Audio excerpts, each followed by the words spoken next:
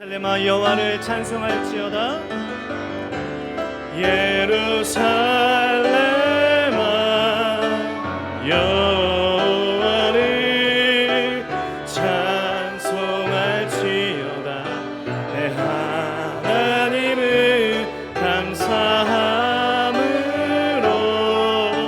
그 앞에 나가며 주인제 앞에 경배. 예루살렘아 여호와를 찬송할지어다. 예루살렘아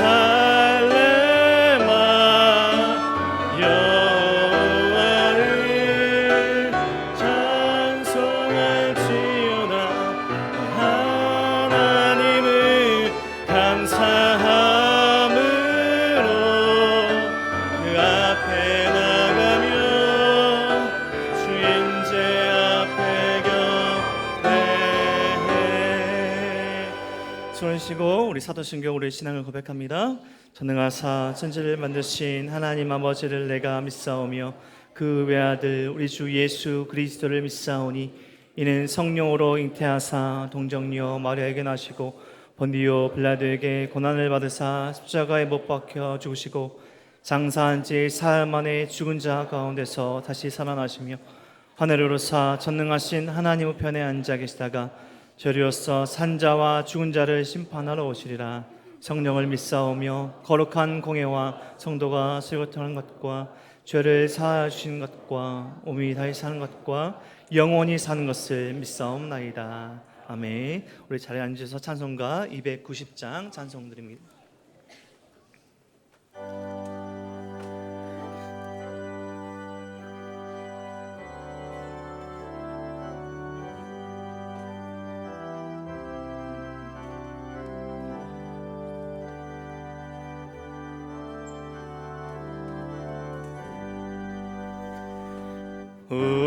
우리는 주님을 늘 배반하나 내 주 예수 여전히 날 부르사 그 참되신 사랑을 베푸시나니 내 형제여 주님을 곧 따르라. 주 널 위해 비네 주 널 위해 비네 주 널 위해 비네 항상 비시네. 주께서 풍성한 은혜를 내려 내 영혼이 나날이 복 받으니 주 예수를 너희도 구주로 섬겨 곧 따르면 풍성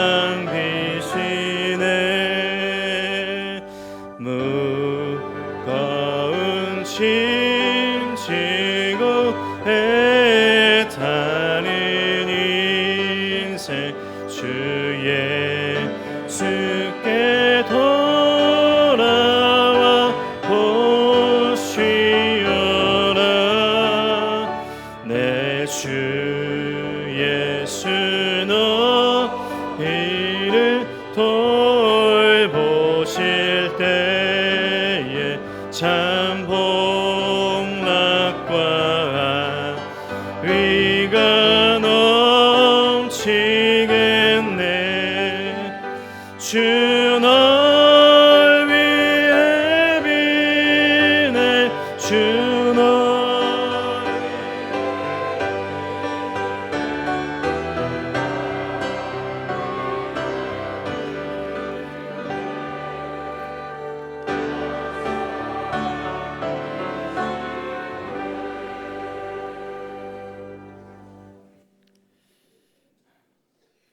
거룩하다 거룩하다 거룩하다 만군의 여호와여, 그의 영광이 온 땅에 충만하도다.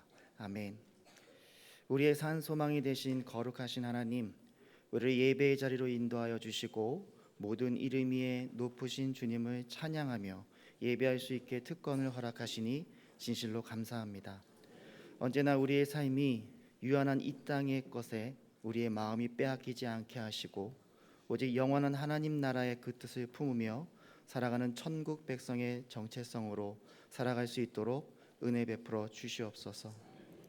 주여, 지금 열방과 이 작은 땅덩어리에서 일어나는 상황들을 보면 그저 마음이 무너집니다. 여기저기서 각자의 정의와 공의를 외칩니다. 그리고 모두 서로가 옳다고 외칩니다. 목청을 높입니다. 그래서 나와 다른 이의 소리가 묻혀버렸습니다. 목소리가 크면 이기는, 아니 그것이 진실이 되는 세상이 되어버린 건 아닌지 마음 한켠이 시리도록 아픕니다. 그리스도인으로서 우리의 모습은 어떻습니까? 우리도 세상에 혼합되어서 우리의 소리를 높여 상대를 향해 거친 난도질을 하고 있지는 않습니까?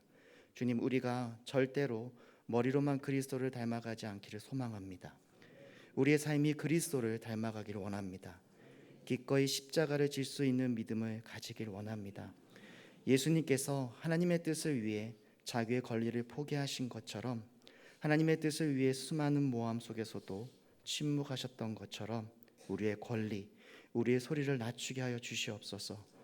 오직 바쁜 사역 속에서도 새벽에 조용히 하나님 앞에 엎드려 힘을 다해 기도하셨던 예수님처럼 모든 순간 기도 없이는 하루를 시작하는 교만함을 범하지 않게 하시옵소서.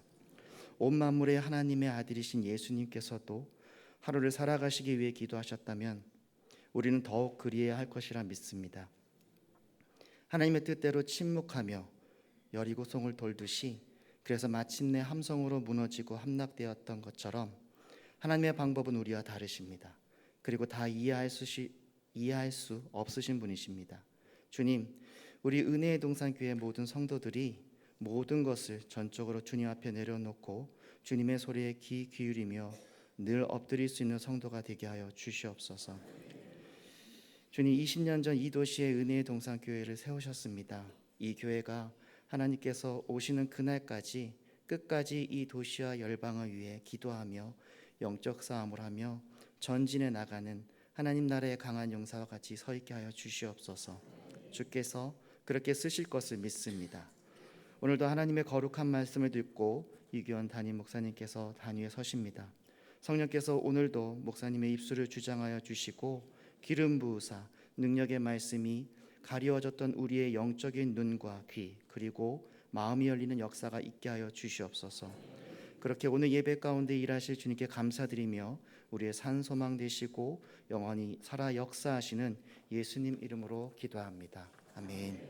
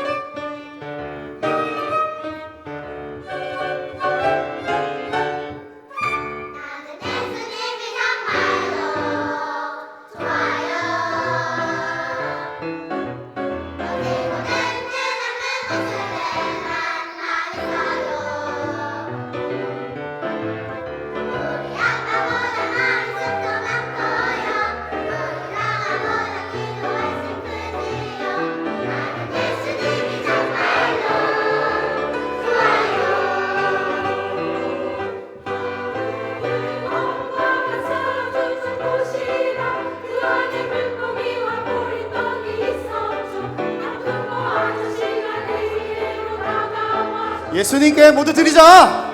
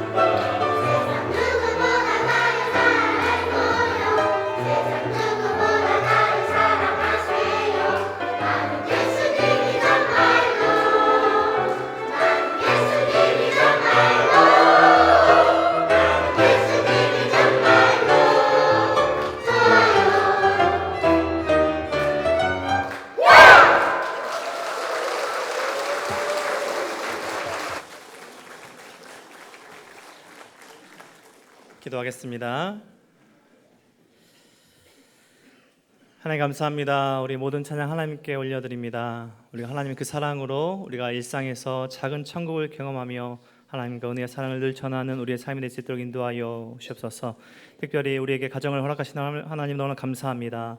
우리 부모님들 지키시고 우리 자녀를 지키시고 보호하셔서 하나님께서 기뻐하시는 우리들의 가정 될 수 있도록 도와주시고 예수님을 주인으로 모시며 작은 천국을 경험하는 우리의 가정 될 수 있도록 인도하여 주시옵소서. 이 시간 드린 헌금을 기쁘게 받아주시고 드린 손길마다 축복하시고 하나님의 귀한 사역에 쓰일 수 있도록 하나님 인도하여 주시옵소서. 감사드리며 예수 그리스도 이름으로 기도드립니다.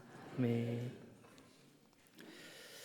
그 소식 전해드리겠습니다. 예배에 나오신 우리 성도님들 주님의 이름으로 환영합니다. 또 특별히 처음 나오신 우리 새가족분들 환영하는데요. 우리 새가족분들은 예배 후에 새가족실로 오시면 잘 안내해드리도록 하겠습니다. 양육 4단계 오늘까지 모집합니다. 주일 오후 반만 신청 가능하신데요. 양육 3단계 수료하시는 성도님들 신청해 주시면 감사하겠습니다. 교재 수령하시고 양육 안내 받으시는 오리엔테이션이 다음 주일에 있습니다. 양육 4단계 관련 문의는 저에게 해주시면 감사하겠습니다.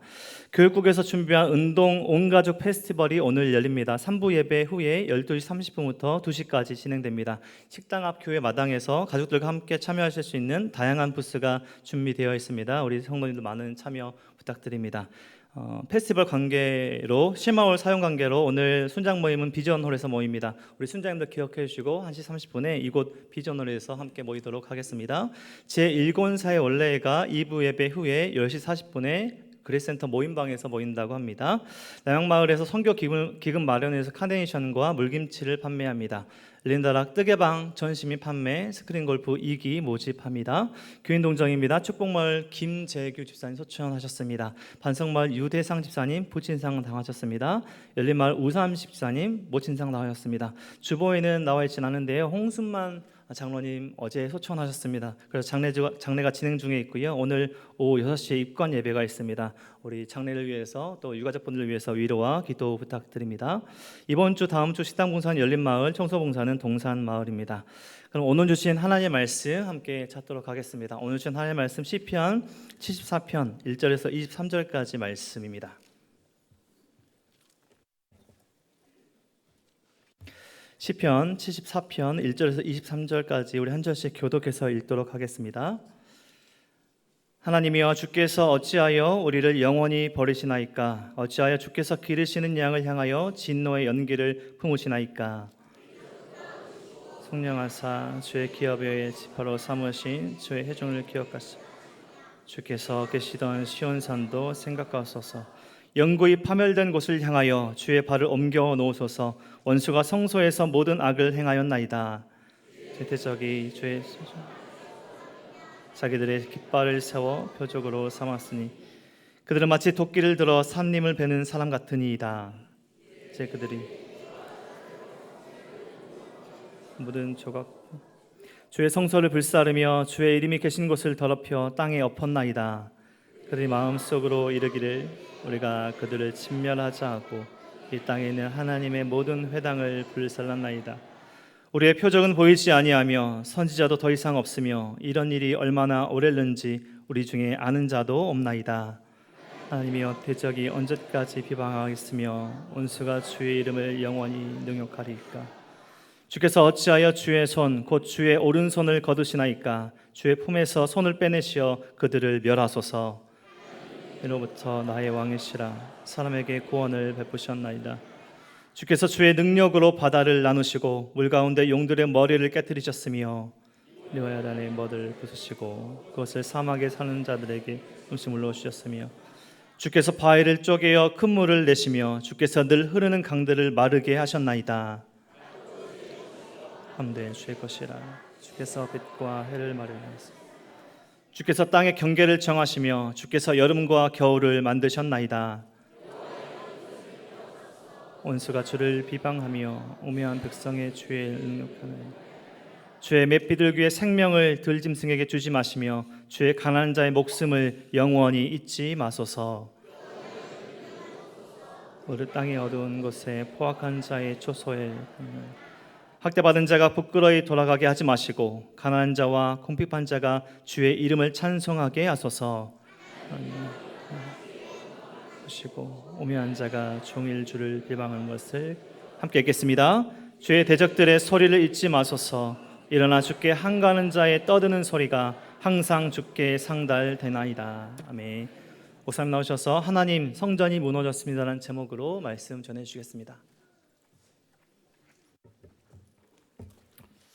우리가 이 땅에서 살아가다 보면 수많은 고통들을 경험하게 됩니다. 그런데 사람들이 경험하는 고통 중에서 가장 야만적인 고통이 있다라고 한다면 전쟁으로 인한 고통일 것입니다. 지금도 우크라이나, 러시아가 전쟁 중에 있고 팔레스타인에서도 전쟁이 있습니다. 또 내전이 계속되는 그런 나라들도 많이 있습니다. 사실 우리나라는 6.25 이후에 약 한 70여 년 이상 전쟁을 겪지 않았기 때문에 좀 연세 많으신 어르신들 빼고는 전쟁의 참상이 얼마나 엄청난 건지 경험해보지 못한 사람들이 대부분입니다. 그런데 생각해보면 이 전쟁처럼 비참한 고통이 없습니다. 젊은이들은 전장에 끌려가서 목숨을 잃거나 심각한 부상을 당합니다. 여인들이 겁탈당하고 집이 불타버리고 사람들이 수없이 고통을 겪는 게 이 전쟁입니다. 먹을 게 없고 그 다음에 가족들이 뿔뿔이 헤어지고 온갖 고통들이 따라오죠. 특별히 옛날의 전쟁들을 보면 이 패전국 사람들이 겪는 고통은 말로도 알 수 없었습니다. 다 목숨을 잃고 끌려가고 남의 나라에 가서 노예 생활을 하면서 죽을 때까지 비참한 삶을 살아야 하는 것이 전쟁이 주는 고통입니다. 오늘 우리가 읽은 이 시편 74편은 전쟁에서 패전한 이스라엘 백성들이 고통하며 겪는 그 상황 속에서 기록된 시입니다. 그래서 많은 성경학자들은 이 시가 기원전 586년 예루살렘 성이 무너지고 성전이 불타버린 그때를 배경으로 쓰여졌을 거라고 추측합니다.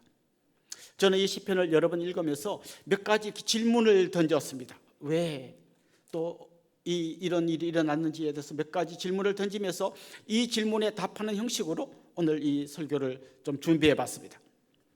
첫 번째 던지는 질문이 이겁니다. 이 시편이 전쟁의 고통 속에서 이 시를 기록했는데 이 시를 잘 읽어보면 그가 계속해서 하나님께 호소하는 한 가지 주제가 있는데 왜 성전이 무너졌습니까? 라고 하는 이 기도를 하나님께 드립니다. 첫 번째 질문은 뭔가 하면 왜 이 이야기만 하고 있는가라는 거예요. 사실 전쟁을 겪으면 성전도 무너졌지만 우리 집도 불탔고 우리 아버지가 돌아가시고 내 아내가 길을 잃고 우리 아이가 길에서 엎드려져 죽고 뭐 온갖 가정이나 개인에게 일어날 말할 수 없는 고통이 있을 텐데 이 시인은 그런 이야기는 한마디도 안 하고 왜 성전이 불타버리고 회파되었는가 그 이야기만 갖고 하나님께 계속 질문을 던지고 있다는 겁니다. 사실 사람들은 굉장히 이기적인 존재이기 때문에 자기 문제가 이 세상의 어떤 문제보다 제일 크다고 생각합니다. 여러분 자기에게 한번 물어보십시오. 여러분이 독감 걸린 게 힘듭니까? 옆집 아줌마가 암 걸린 게 힘듭니까? 객관적으로는 암이 훨씬 힘들지만 사람들은 자기가 겪는 고통이 제일 크게 느껴집니다. 그렇다면 이 시인도 왜 하나님 우리 가정에 이런 일이 일어났습니까? 왜 우리 아들이 전쟁터에 나가서 죽고 왜 우리 집이 불타버리고 나는 왜 이렇게 이방 세계에 다른 나라에 끌려가서 이렇게 비참한 삶을 살아야 합니까? 이 질문이 더 중요한 질문일 텐데 오늘 이 시를 여러 번 읽어봐도 그런 질문은 하나도 없고 딱 한 가지. 왜 하나님의 성전이 불타버렸습니까? 왜 하나님의 성전이 무너졌습니까? 그걸 계속 하나님께 질문하고 있습니다. 나이가 들면요 우리 몸 구석구석에 아픈 데가 많이 생깁니다. 손가락도 아프고 허리도 아프고 발목도 막 계속 사람 돌아가고 이빨도 흔들흔들거리고 온갖 문제가 생깁니다. 그런데 그런 문제들은 우리를 좀 힘들게 하고 불편하게 하지만 그것 때문에 죽지는 않습니다. 그런데 만약에 심장에 이상이 생겼다, 갑자기 심장에 통증이 온다, 3시간 안에 병원으로 달려가야 합니다. 안 그러면 생명이 위태롭습니다. 지금 이 시인은 자기들이 겪는 전쟁에 수많은 고통이 있지만 그것보다 가장 중요한 고통이 성전이 무너진 거라고 생각했습니다. 다시 말하면 그가 생각할 때 성전은 이스라엘 백성들의 심장과 같은 곳, 바로 그런 곳이라고 생각했던 것입니다. 그 성전에서 하나님께 제사를 드렸습니다. 그 제사를 통해서 성전에서 하나님께 죄 용서함을 받았습니다. 성전은 하나님과 이스라엘 백성들이 만나는 곳이었습니다. 성전을 통하여 이스라엘 백성이 하나가 되었습니다. 성전에 가서 그들은 새 힘과 용기를 얻었습니다. 성전이 없는 이스라엘 백성은 상상할 수 없었습니다. 성전이 무너졌다는 것은 그들의 심장이 멎은 것과 또 같은 일이었습니다. 오늘 본문에 보면 성전에서 어떤 일이 일어났는지 이야기하고 있습니다. 적군이 쳐들어와서 성전을 막 부십니다. 철퇴와 도끼를 가지고 와서 성전에 있는 모든 기물들을 다 부숴버립니다. 그들은 성전에 들어올 때 우상의 그림이 그려져 있는 깃발을 펄럭이면서 들어옵니다. 그 우상에는 그 깃발에는 다른 우상의 그림이 그려져 있습니다.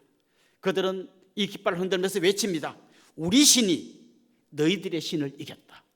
바벨론의 신 마르둑이 이스라엘의 신 여호와를 이겼다라고 하면서 그 깃발을 흔들면서 성전에 들어와서 성전을 아주 난장판으로 만들어버립니다. 그런데 하나님께서 아무 말씀도 안 하고 계십니다. 선지자를 통해서라도 뭔가를 말씀해 주실 줄 알았는데 아무 말씀도 안 하십니다. 언제까지 이런 고통이 계속될지 아무도 모릅니다. 지금 이 시인은 이 무너진 성전을 바라보면서 이스라엘의 심장이 멎어버린 것을 바라보면서 그는 지금 하나님 앞에 질문하고 외치고 기도하고 있습니다. 저는 이게 굉장히 중요한 통찰이라고 생각해요. 여러분, 우리 인생에 여러 가지 문제가 있겠지만 하나님과 나와의 관계가 깨져버리면, 이 문제가 해결되지 않으면 나머지 것들이 아무리 잘 돌아가도 우리 심장이 멎은 거나 마찬가지예요. 나는 손도 건강하고 발도 건강하고 다 건강해, 이빨 하나 흔들리는 게 없어. 그래도 내 심장이 멎으면 내 생명이 끝나는 거예요. 지금 이스라엘 백성들은 그런 상황에 있었던 거죠. 예수님께서도 요한복음 15장 5절에서 이런 말씀을 주셨습니다. 나는 포도나무요 너희는 가지라. 그가 내 안에 내가 그 안에 거하면 사람이 열매를 많이 맺나니. 그 우리 빨간 글자로 된 거 한번 같이 읽어봅시다. 나를 떠나서는 너희가 아무것도 할 수 없습니다. 이런 포도나무가 있고 거기에 붙은 가지가 있습니다. 그런데 가지가 포도나무로부터 떨어지면 그 떨어져 나온 가지에다가 물을 주고 거름을 줘도 어떤 열매도 맺히지 않습니다. 거기에 내가 물을 덜 줘서 그런가, 거름을 덜 줘서 그런가? 아니에요. 이 나무로부터 떨어져서 그런 문제가 생기는 겁니다. 예수님 뭐라 그랬습니까? 나를 떠나서는 너희가 신앙생활을 못할 거다 이렇게 말하지 않았어요. 나를 떠나서는 너희가 아무것도 할 수 없다.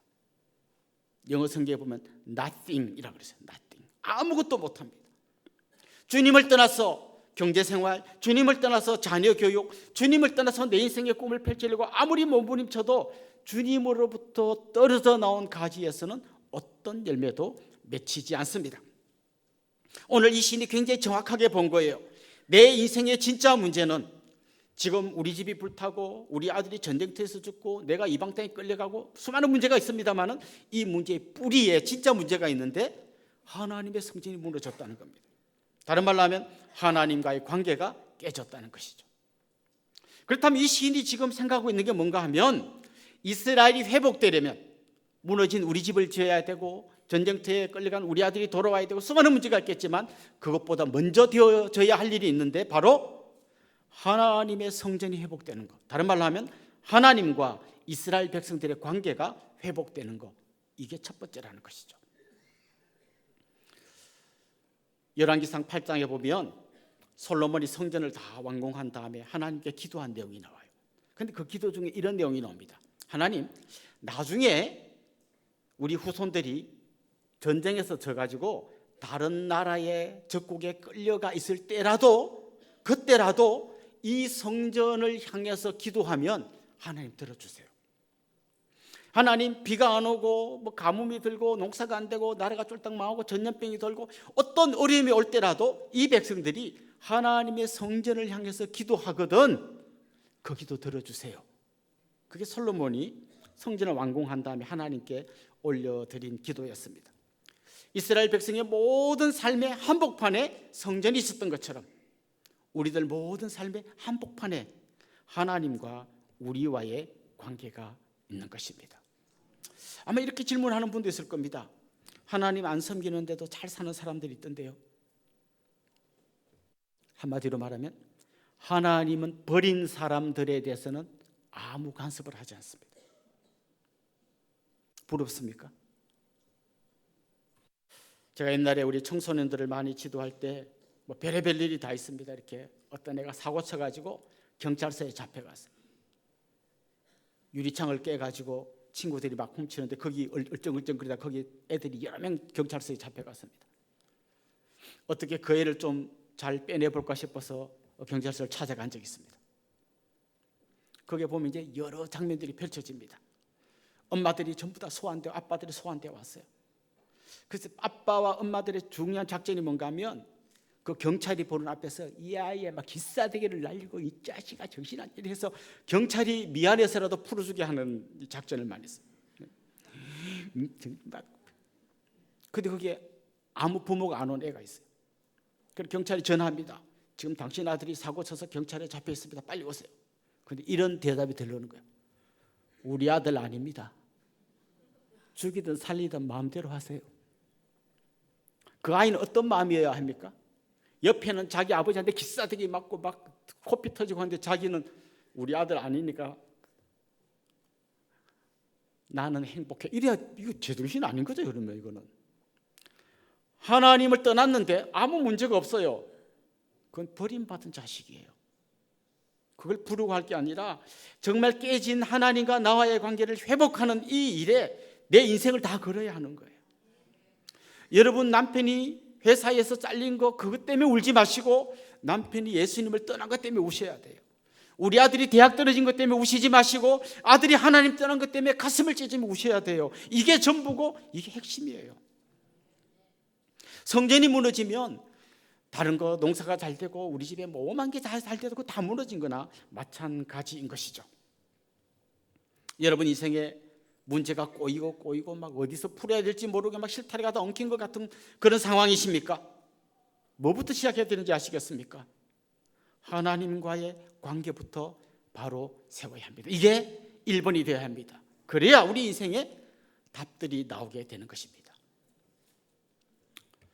이제 저는 오늘 이 말씀을 보면서 두 번째 질문을 던져보았습니다. 지금 이 시인은 하나님을 어떤 분으로 생각하고 있을까?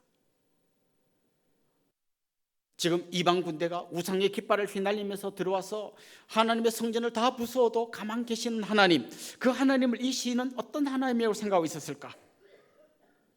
그 이방인들이 큰 소리 칩니다. 깃발을 흔듭니다. 우리 신이 너희 신을 이겼다.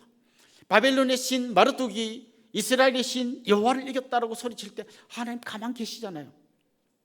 이런 질문이 들 법하지 않습니까? 하나님 힘이 없나? 하나님 안 계시나?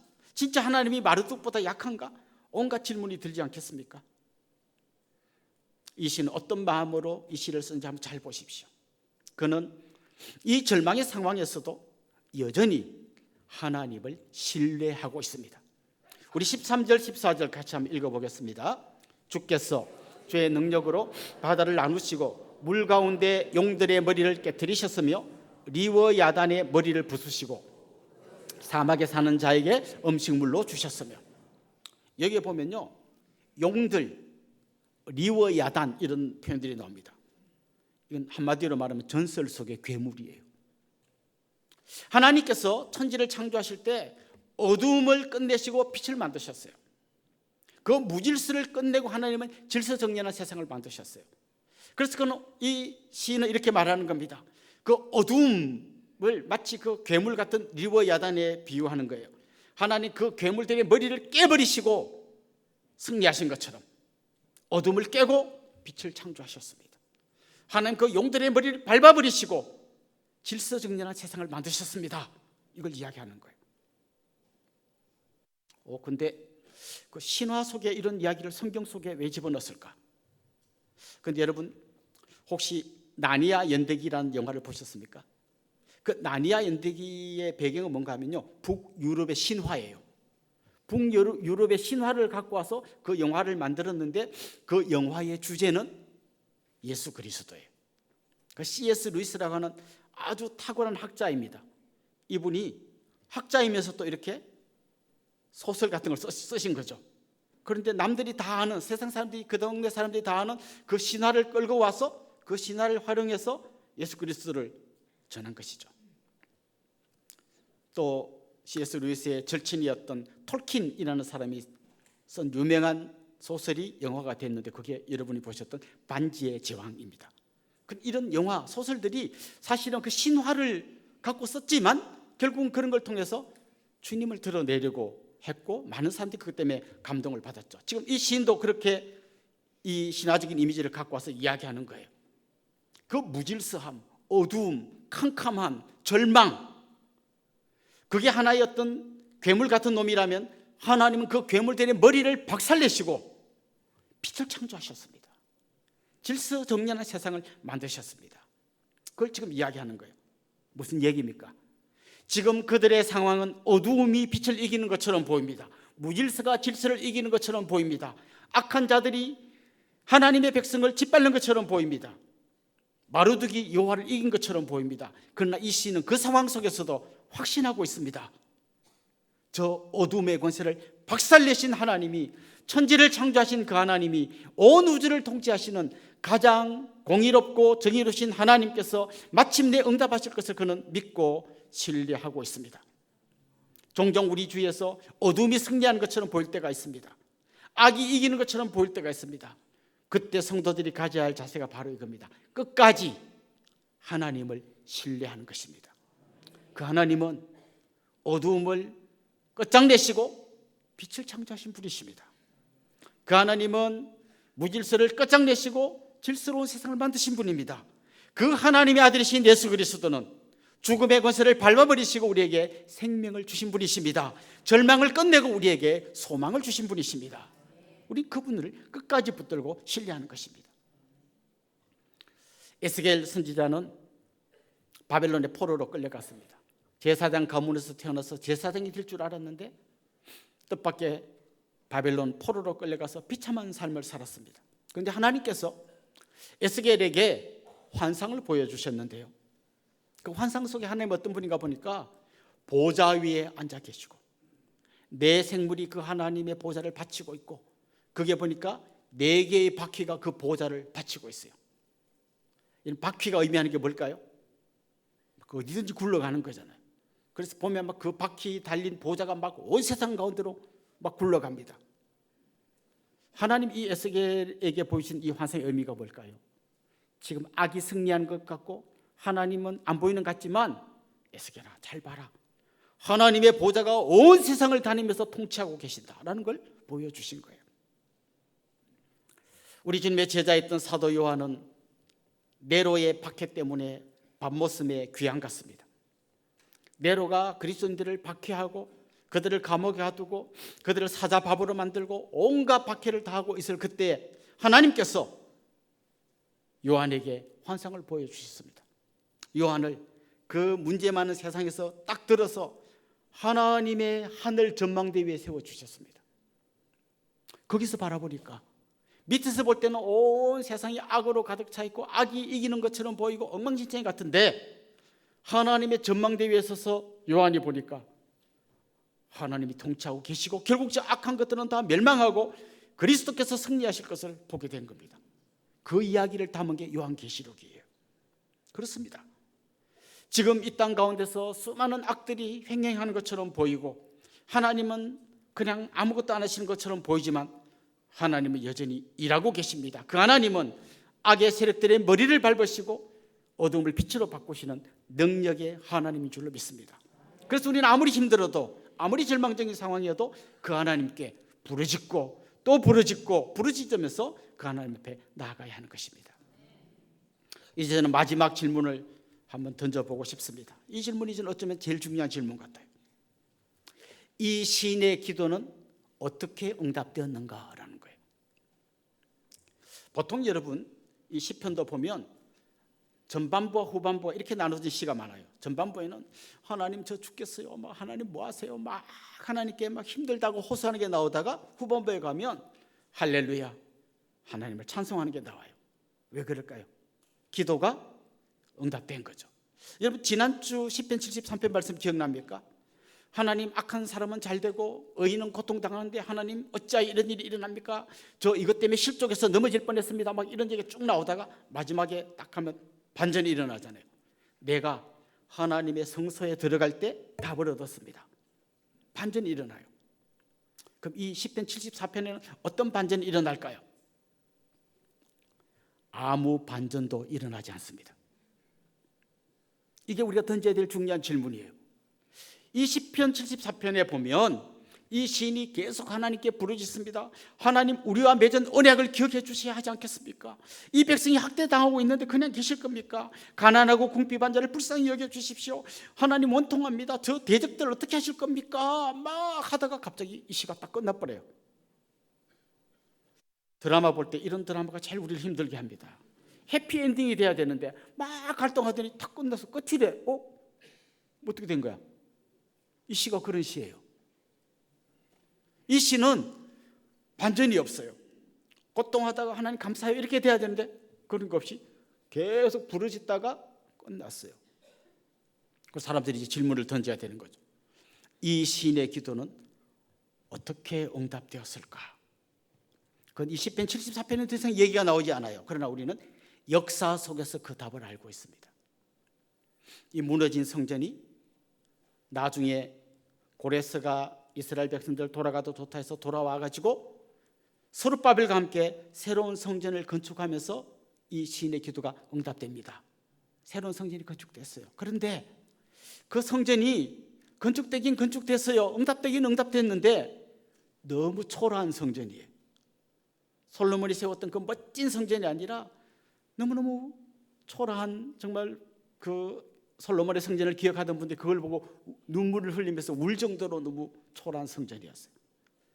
이 시인의 기도가 응답되는데 이게 응답이라고 하기엔 이게 너무 약해요. 그리고 또 한참 세월이 지나서 예수님 당시에 그때 있었던 헤롯 왕 들어보셨죠? 이 헤롯 왕이 이스라엘 백성들의 민심을 얻기 위해서 이 초라한 성전을 다시 재건축했습니다. 멋진 성전으로 지었습니다. 그럼 이게 응답일까요? 그런데 예수님은 그 성전에 들어가셔서 장사하는 사람을 내쫓으시고 성전을 청결케 하셨어요. 그럼 이렇게 말씀하셨어요. 이 성전을 헐라 내가 3일에 다시 일으키리라. 무슨 말씀입니까? 이 성전의 기능은 이제 다 끝났다. 더 이상 이 성전은 성전으로서의 기능을 못한다. 내가 새로운 성전을 짓겠다. 거기에 대해서 요한은 이렇게 주석을 답니다. 그러나 예수는 성전된 자기 육체를 가리켜 말씀하신 것이라. 다시 말하면 이 성전은 끝났고 역할을 다 했고 이제 새로운 성전이 필요한데 그 성전은 바로 예수 그리스도시라는 거예요. 그동안 이 성전에 와서 제사를 지내서 하나님을 만났다면 이제는 십자가 위에서 자기 몸을 제물로 내주신 예수 그리스도, 그 성전 대신 예수님을 통해서 이제 우리가 하나님께 나아갈 수 있게 되었다는 거예요. 그래서 이 신의 눈물의 기도는 스룹바벨 성전이나 헤롯 성전에서 뭔가 약간 성취된 것 같지만 그건 예고편에 불과하고 진짜 완전한 성취는 예수 그리스도 그 십자가 위에서 성취되었다는 것입니다. 그런데 참 놀라워요. 예수님은 이렇게 성전이 되셔서 죄와 죽음 가운데서 신음한 우리를 건져내시고 우리의 모든 죄를 용서하시고 하나님 자녀가 되게 하셨어요. 그리고는 뭐라고 하셨는가 하면 우리 보고 이제는 네가 성전이다 그랬어요. 그 성전인 사람을 우리는 뭐라고 부르는가 하면 성도라고 부릅니다. 성도. 성도들이 바로 성전이에요. 그런데 한 걸음 더 나가서 주님 이렇게 말씀하십니다. 이 성전인 사람이 하나 둘 모여서 이룬 공동체, 교회, 그 교회가 바로 이 시대의 성전이고 성전의 역할을 해야 한다고 말씀하십니다. 그리고 우리 교회가 성전입니다. 이 교회 건물이 성전이 아니고 여러분 공동체가 모인 이 공동체가 성전인 것입니다. 그래서 이제는 이 무너진 성전을 보면서 탄식하던 이 시인의 탄식 대신에 우리는 그 답을 교회 공동체에서 찾아야 합니다. 이 교회를 통해서 상처가 치유되고 여러 가지 어려움 속에서 눈물을 흘리는 사람들이 회복되고 하나님께로 돌아오는 놀라운 역사가 교회를 통해서 일어나야 합니다. 그래서 안타깝게도 코로나 이후에 교회 없이 그냥 혼자서 유튜브 보면서 예배 드리는 분들은 성전을 잃어버린 사람들이에요. 이 예배당 건물이 아니라 이 공동체를 잃어버리면 성전을 잃어버린 거예요. 굉장히 힘든 신앙생활을 하고 있는 겁니다. 여러분 중에 그런 분이 계시다면 그분들이 교회로 돌아오셔서 정말 주님께서 새롭게 회복한 이 성전 가운데서 하나님을 예배하게 해야 하는 것이죠. 이제 우리 교회 가운데 이런 역사가 일어나길 여러분 기도하면 좋겠습니다. 교회는 세상 공동체와 완전히 다른 공동체입니다. 교회는 섬김과 희생과 죽음으로써 수많은 사람들에게 오히려 생명을 주고 치유와 회복을 주는 공동체입니다. 저는 우리 교회가 그런 교회가 되기를 원하고 여러분 한 분 한 분이 움직이는 교회가 되셔서 여러분의 가정을 회복시키고 여러분이 속한 공동체를 회복시키는 그런 복된 역사가 계속되기를 주의 이름으로 축원합니다. 우리 같이 한번 찬양하고 기도하도록 하겠습니다. 교회여 일어나라, 이 찬양 같이 한번 하도록 하겠습니다.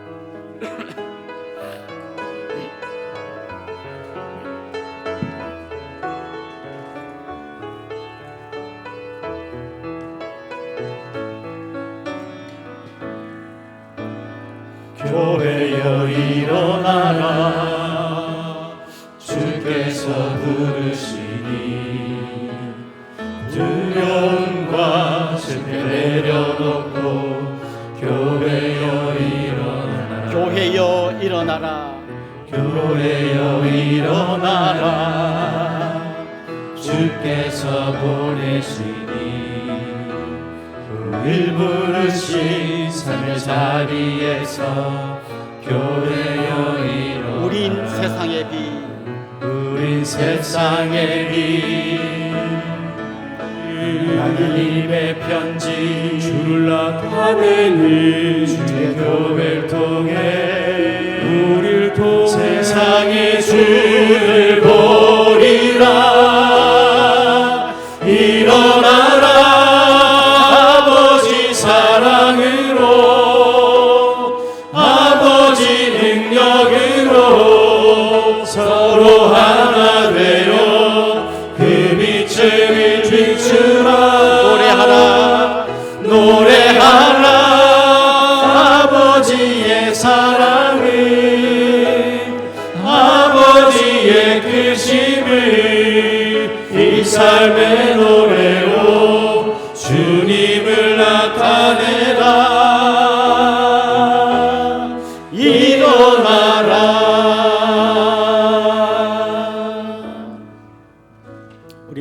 생각하면서 같이 한번 기도하겠습니다. 무너진 성전을 바라보면서 기도하던 신의 안타까운 마음을 헤아려 봅시다. 결국 모든 문제의 출발점은 하나님과의 관계입니다. 그 관계가 깨지면 모든 것이 다 깨진 것입니다. 엉켜있는 인생의 문제를 푸는 첫 번째 길은 바로 하나님과의 관계를 회복하는 것입니다. 이 시간 주님께 기도합시다. 주님과의 관계가 아름답게 정돈되게 해주십시오. 여기서부터 시작해서 우리 인생의 문제들이 하나씩 풀리게 해주십시오. 그렇게 기도합시다. 더 나아가 우리 교회가 회복된 성전으로서의 기능을 감당할 수 있도록 기도합시다. 치유와 회복의 역사가 있는 교회 되게 해주십시오. 특히 교회의 공동체를 떠나는 형제들을 기억해 주셔서 거룩한 주님의 교회로 돌아오게 해주십시오. 우리 그런 제목을 한번 합심해서 통성으로 기도하겠습니다. 살아계신 우리 하나님 아버지, 무너진 성전 앞에서 좌절하고 실망하며 하나님 신의 안타까운 마음을 주시옵소서. 하나님 아버지, 정말 주님과의 모두가 가장 이 강구라고 하나 되어 그러나 주님과 이 문에 회복되면 우리 얽히고 섞인 모든 문제들이 다시 해결될 것입니다. 주님 이 마음으로 주님께 기도합니다. 사랑하는 성도들의 간절한 눈물의 기도에 응답하여 주시옵소서. 하나님 무너진 우리 인생의 모든 문제가 하나님과의 관계에 회복됨으로써 하나하나 풀려져 나갈 수 있도록 도와주시옵소서. 주님 기도합니다. 특별히 하나님 우리 교회가 회복된 성전으로서의 기능을 다 감당할 수 있도록 하나님 인도하여 주시고 동행하여 주시옵소서. 사랑하는 주님의 백성들의 마음속에 거룩한 하나님의 영을 부어주시옵소서. 하나님 아버지, 모든 예수님께서 기도하던 그 신의 안타까운 우리 예수 그리스도의 십자가를 통해서 성취되고 우리에게 또 놀라운 성전의 은혜를 주셨사오니 하나님 우리의 성도들이 거룩한 성전으로서 사명을 감당하게 하여 주옵소서. 움직이는 교회가 되어 우리 가정을 살리고 우리 교회를 살리고 이 지역을 살리는 귀하고 믿는 사람들로 든든히 세워 주시옵소서. 눈물로 기도하는 사랑하는 성도님들의 간절한 기도 가운데 하나님 기억하여 주시고 응답하여 주시옵소서. 하나님 아버지, 무너진 성전 앞에서 탄식하며 기도하던 그 시인의 안타까운 음성을 이 말씀 속에서 듣습니다. 하나님, 이 신의 안타까운 그 눈물 속에 있는 그 마음의 중심을 아시지요. 주님과의 관계가 1번입니다. 그게 깨지면 다 깨진 것입니다. 주님, 거기서부터 회복되어야 합니다라고 기도했던 이 신의 기도처럼 하나님 이 시간 사랑하는 성도님들의 눈물의 기도 가운데 응답하여 주시되 먼저 하나님과의 관계가 회복되게 하여 주옵소서. 아멘. 하나님, 거기서부터 우리 인생의 엉킨 실타리가 풀려지게 하여 주옵소서. 아멘. 한 걸음 더 나아가 우리 교회가 하나님 회복된 성전의 역할을 감당케 하여 주시옵소서. 아멘. 우리가 움직이는 교회가 되어 가는 곳마다 가정이 회복되고 공동체가 회복되고 이 지역이 살아나는 귀한 역사가 있게 하여 주옵소서. 아멘. 감사하고 예수님의 이름으로 기도드리옵나이다. 아멘. 아멘. 이제 저를 잠깐 주목해 주시면 좋겠습니다. 좀 같이 축하하고 또 환영하면 좋겠는데요.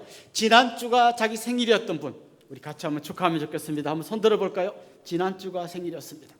일어나시죠. 예, 우리 집사님 계십니다. 앞에도 계십니다. 또요, 저 뒤에도 우리 네, 지난주가 결혼 기념일이셨던 분 한번 또 예, 한번 일어나시죠.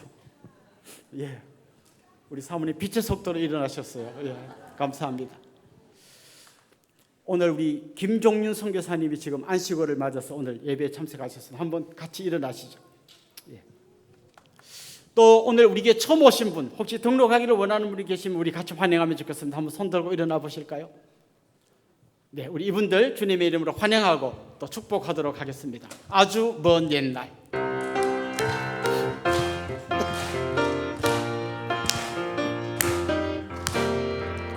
아주 먼 옛날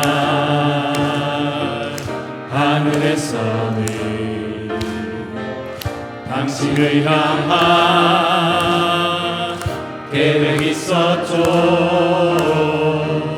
하나님께서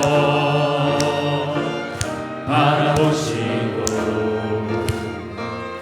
좋았더라고 말씀하셨네. 이 세상 그 무엇보다 귀하게 나의 손으로 창조하였노라.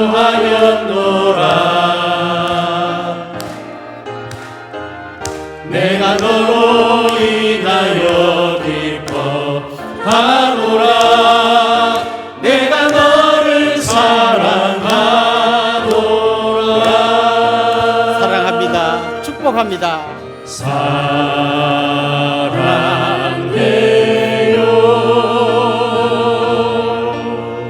축복해요.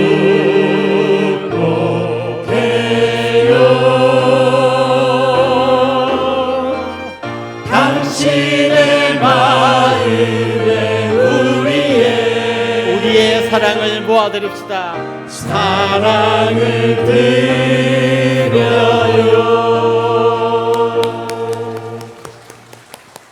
우리 옆에 있는 분들, 앞에 있는 분들께 한번 축복합시다. 주님의 이름으로 사랑하고 축복합니다.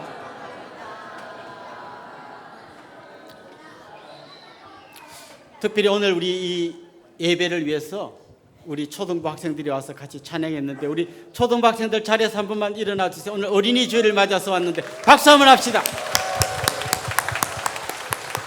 네, 이제 우리 자리에서 다 일어나겠습니다. 우리는 움직이는 교회 같이 찬양하고 축도로 예배를 마치겠습니다.